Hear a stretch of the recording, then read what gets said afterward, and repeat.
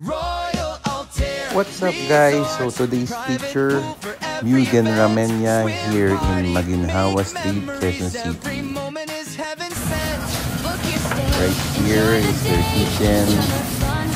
Guys, action kitchen to. Makikita mo sila, pinaprepare yung mga food and meron kayong mga cubicle just like in Tokyo, Kirana. So ito, nag-order ako ng karage. Looks delicious, looks good. Yan ang mga nakikita natin sa vlog. So, ayan. And ito na ang kanilang crab ramen, which is so popular in social media. Ayan, meron siyang crab shell, tapos yung crab meat, marami siyang crab.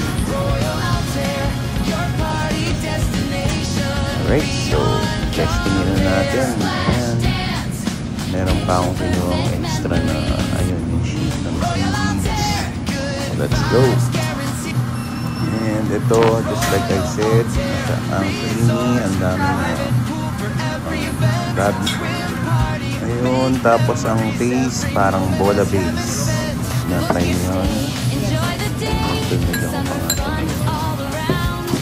So ito naman, Wagyu ramen. Ayan, nakita nyo. Parang konti lang din yung broth niya. So, yun. Tapos yung extra seaweed sheet. Ayan.